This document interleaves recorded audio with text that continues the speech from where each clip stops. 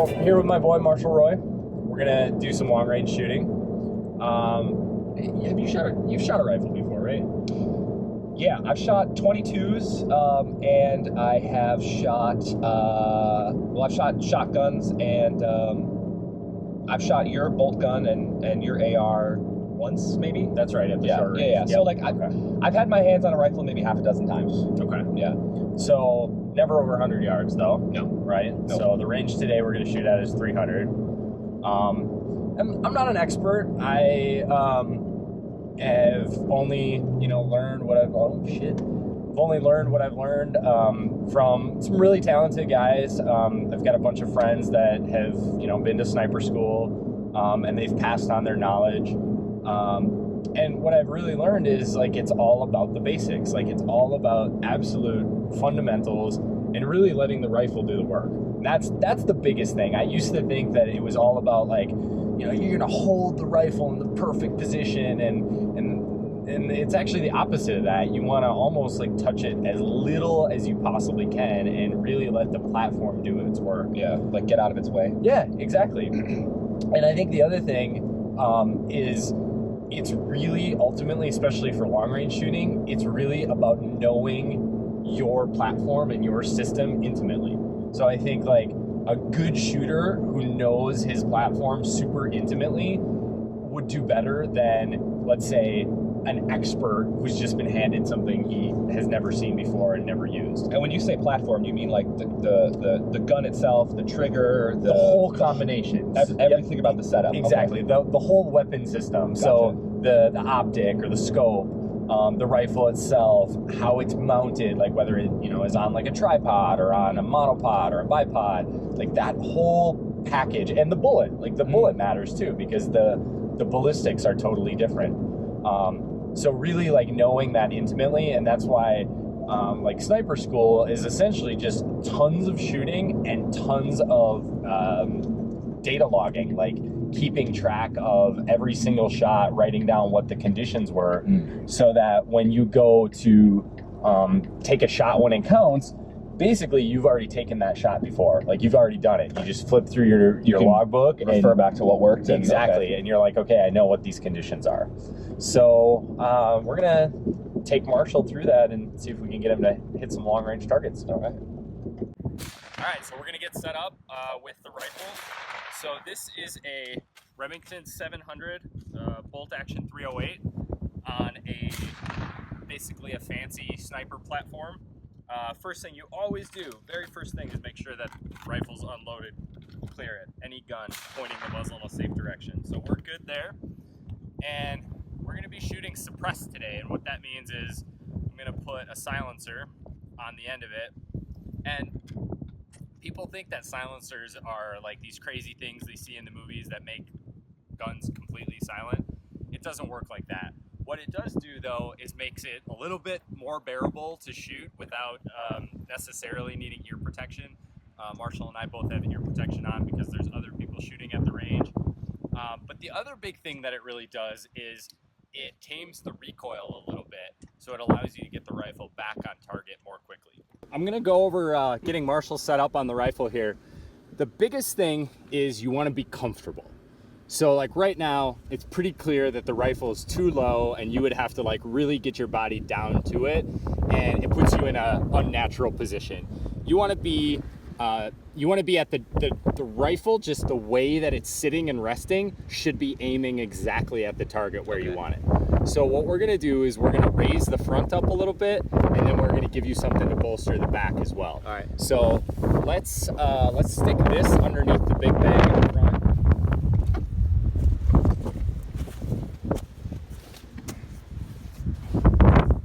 And then we'll try a smaller bag in the back.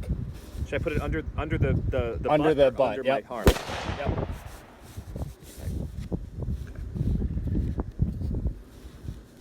So that's clearly too much in the front. So let's get rid of this and let's actually flip this bag on its side.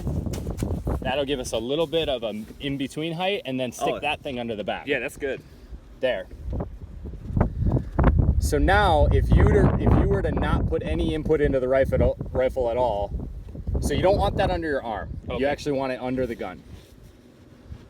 Like this. that all right? Too precarious. Okay. Yep, that's better.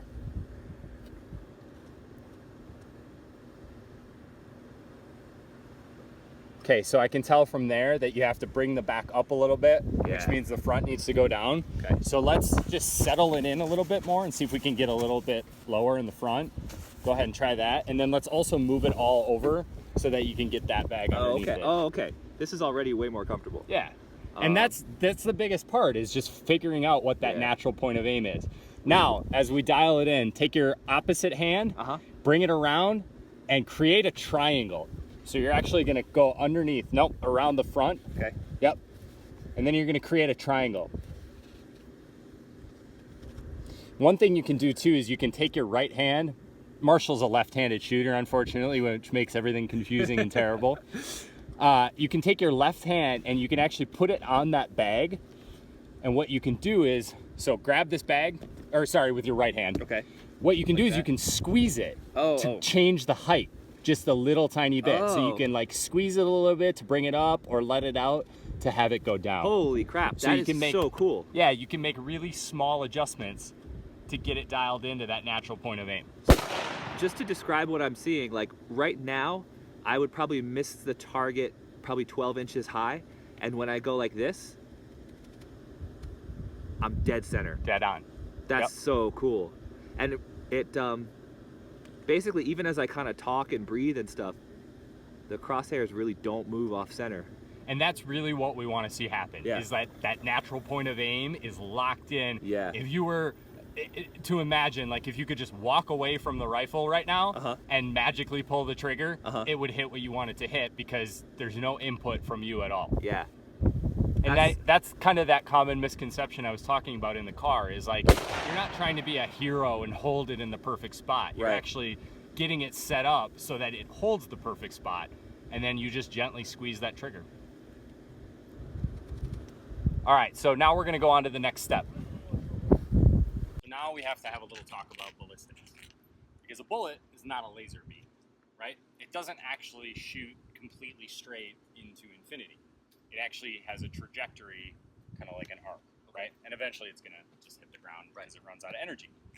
So the ballistics of the bullet, we talked about that briefly in the car, like the bullet you use, the platform, that makes a difference, right?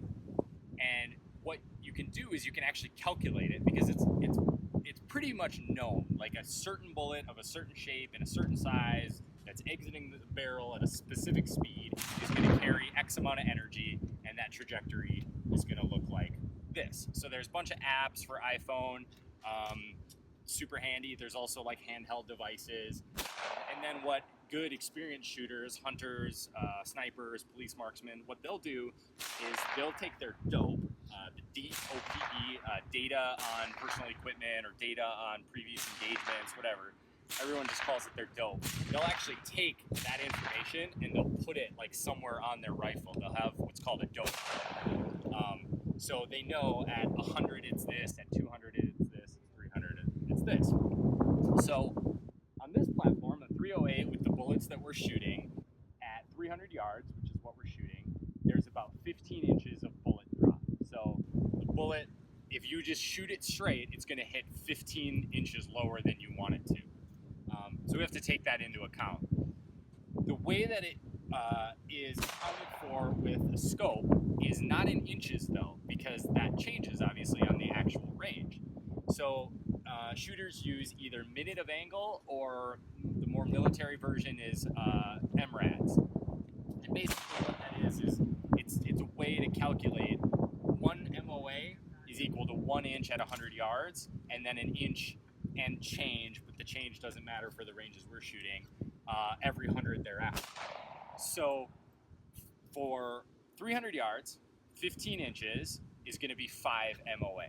So that's what Marshall is going to look for in the scope, to aim 5 MOA higher, so that when the bullet actually hits 15 inches lower, it's bang on the target. So basically what you're saying is the longer range you're shooting, the more you have to arc the bullet in order to actually put it where you want. Exactly. Because of physics, basically, and geometry. Because science. Hashtag science. Yep. All right, cool. So luckily we don't really have to worry about wind today. It's extremely gusty, as I'm capture is coming through in the audio, but it's actually coming straight down at us. And at 300 yards, like, you don't have to worry about that too much anyway. If that wind were 90 degrees left to right, it would actually be a bigger problem, and we would have to account for that. But Marshall's going to be aiming dead center because the wind isn't an issue today under these conditions, and then he's going to aim 5 MOA higher. You know what you're aiming for? I do. All right, let's do this. Okay, so we are good to go here. Marshall's gonna load up a magazine. He's gonna chamber around, and then he knows where he's aiming for, that 5 MOA mark, dead center, and he's gonna get a first shot impact at 300 yards.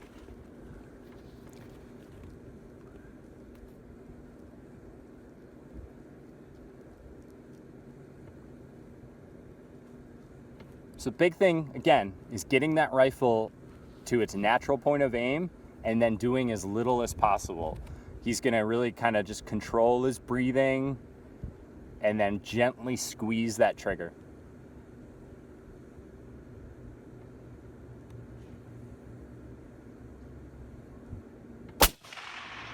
Impact. Nice. First shot. I've never shot, I mean, this is 3 times longer than anything I've ever shot, so I thought I missed at first, and I was like, damn it. And then you hear the plink. Yeah. And you're like, oh! It actually takes that long. And what's crazy is if you get back on target with the scope immediately, you can see the plate swinging before you actually hear that plink. And that target's like, Yeah, it's like an 8-inch target. yeah, It's not like very big. not even the size of a dinner plate. A sort of like rule of thumb for a precision rifle, like a good precision rifle should be at least 1 MOA or better. So what that means, remember, 1 MOA is an inch every 100 yards. Mm-hmm. So you should be able to put every single bullet in 3 inches at 300 yards. Got it. If you're doing your job and if it's a good rifle. Okay. Now what's crazy is like a super precision, like custom built rifle should be like 1/4 MOA. So that would mean at like 300 yards, everything's like within an inch or 2? Exactly. Oh my God. 1/4 of 3 inches. Also, So yeah, and this rifle is well capable of 1/4 MOA. Okay. So if you do your job, you should be able to stack all of your bullets in the same like quarter-sized area essentially Yeah. at 300 yards. That's unbelievable. So to the naked eye right now, I can't even see the target. No, it's hard to see. That's super cool. Should I take another one? Yeah, definitely. So chamber another round. Got some in my eye. All right.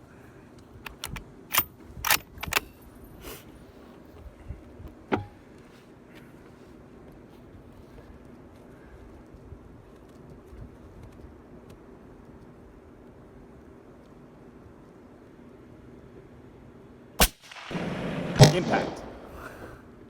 Nice. All right, we're gonna change it up a little, put Marshall in a prone position. What I've learned is people get really ideological about how your legs should be, and really ultimately the important thing is you get comfortable. So I like to kind of spread my legs out a little bit and kind of turn my feet towards the ground, but just like Marshall's doing, but not everybody has the mobility to do that, so it might not feel good, and that's fine. But other than that, the idea is the same. This time we're on a bipod, like a traditional rifle bipod, and Marshall's gonna basically just use his body as the backrest. This is obviously a little bit more challenging because now you're starting to create a little bit more body input to the rifle. But when you're hunting and some situations you might find yourself in, that's all you got.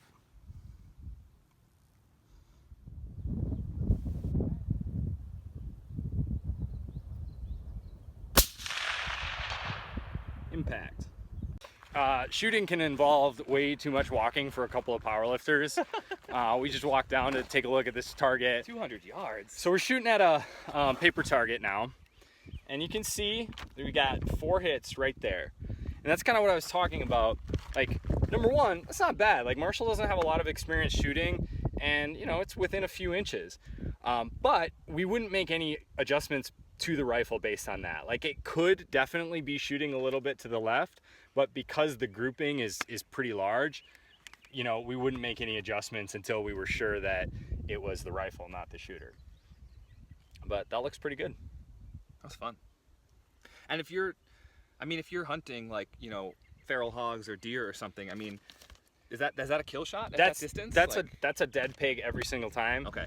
And 200 yards is, people might nitpick me on this, but most hunters aren't going to shoot out past 200 yards. Like, yes, of course, like if you're a fucking badass and you're elk hunting, you might shoot 1,300 yards across a valley. Yeah. But generally, when you're hog hunting, you're like 100 yards even at most. So that's a dead pig every single time. Or deer hunting in Pennsylvania. Yeah, exactly. Yeah. Deer hunting in PA is, a lot of counties, it's not even rifle, it's shotgun only, just to give you an idea of how short the actual ranges are. I shot a deer this winter and it was at like probably 60 yards. So yeah, that's bacon all day. Nice job, Marshall. Thanks. Back in the entrepreneur mobile, just finished shooting. What do you think? Honestly, like, I'm pretty astonished at not how easy it was, because it is difficult. It requires a lot of focus and attention to detail, but I'm really struck by what you said about how the gun does the work. Yeah. Your job is to get out of its way. So your job is to set it up properly and then let it do what it does. And it's contrary to, I think, what the layperson might think about, like having to be like such a crack shot, such a good aim. It's really what it's about. It's about setting it up, and then kind of the result takes care of itself. Like, you focus on the process, and then the result is what the result is. I mean, that's actually a really great point. Yeah. It's like very much focusing on the process. Exactly, because I mean, that's the second time I've handled that gun. And the first time was only for a couple rounds, and I was basically batting 1,000. I hit the 8-inch target every single time I shot at it. The 2-inch target was trickier, but I still, took 2 shots at it and managed to hit it once. Yeah. At 300 yards. And so, pretty much in any hunting situation, that's a kill shot. That's a successful, shot. I'm really impressed that basically, like, if I log, a couple dozen more hours of practice, I would feel super confident with that weapon. Super confident. It's kind of cerebral, right? Like, yeah, it's almost more thinking. Like, I have friends who compete in like pistol shooting and 3-gun, which is like an AR, a shotgun, and a pistol, and that's very like high pace. Like, of course, you have to focus on the basics and the process there too. But there's a lot more of that, I guess, action, for lack of a better word. Mm-hmm. The thing I really like, the reason I gravitate towards the long range stuff is it's more of that like methodical process. You need to know your gear. Yep. You need to know your dope. And then it's just like practicing. Yeah. And that's what I like about it. And obviously the hunting application, it transfers over more directly. There's like a meditative quality to it, and it strikes me as being similar a little bit to like taking a 1RM on a squat. It's like you focus on all of the minute details, very intensely leading up to the attempt, and then basically the attempt or the firing of the shot is that kind of one explosive event. Yeah. But all the work led up to it. Right. Yeah. How that goes is like very much dictated on like how fastidious you are and strict and consistent you are leading up to that moment. For sure. It's pretty cool. Well, thanks for coming along today. My pleasure. I really enjoyed it.